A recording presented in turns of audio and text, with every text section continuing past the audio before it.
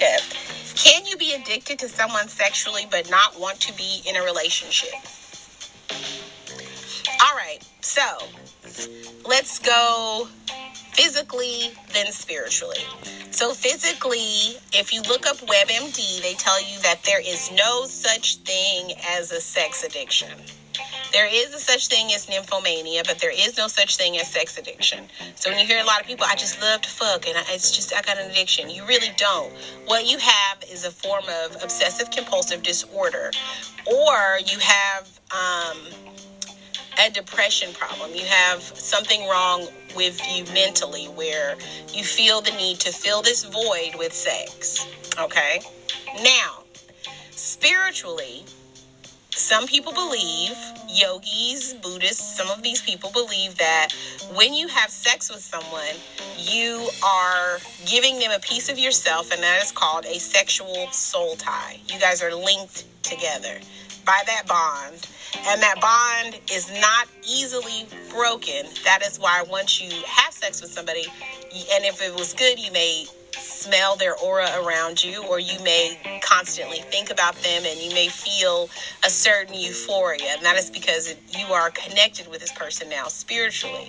Because when you have sex and you orgasm, if you do it right, it is supposed to transcend, and it is kind of like having an out-of-body experience where both of your spirits meet on an unconscious plane. Okay? So, that being said, I do believe you can get addicted to the routine of having sex with someone. I do believe if that person says the right things, does the right things, acts the right way, and gives you the right cues that you like, you can get accustomed to that, and you can get conditioned. I won't say addicted, but you can get conditioned to that. Also, a lot of people don't know is that sex can also be a sharing of energy. If you want to share negative energy with somebody, you can do it through sex. Positive energy through sex. Sex can become a cycle of energy sharing. That's why, have you ever noticed when you have sex with some people, you're like, damn, ooh, I feel energized. I just want to vacuum my whole house. And then sometimes when you have sex with somebody, you're like, God damn it, why am I so fucking sad? Why do I feel like I want to cry right now? Because you have exchanged in energy. And that is why I am a big tantric sex person. I believe that every person should know about the Kama Sutra.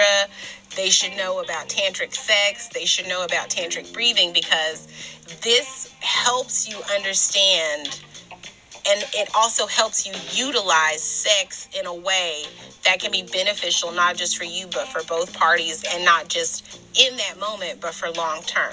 So to answer your question, I'm going to say that you can be conditioned to be addicted to someone sexually, where you feel like they're the only ones who can touch you a certain way. They're the only ones who can do what you like to do in bed. That does happen.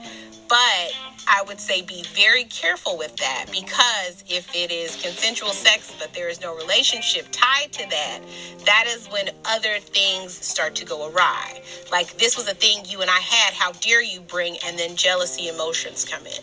So whenever you feel this connection with someone, please make sure that you vocalize that connection with them. And if it is what it is and you guys enjoy doing it, keep doing it. If it's benefiting you both, keep doing it. But if it's not, if it's starting to affect their relationship with their friends and family members, or if it's starting to affect your well-being, then you may not want to do it. But to answer your question, I do feel like people can get conditioned to having sex with one particular person because of the chemistry that they may have with that person, as well as the setting, as well as the atmosphere, and it just melts it right. There's always that one person, even in your Rolodex, if you go back, you'll go, there's that one person, he or she, yeah, I would have sex with him again. I wouldn't date his ass, but I would. So yes, I'm going to say yes to your question. Thank you, Mel from New York.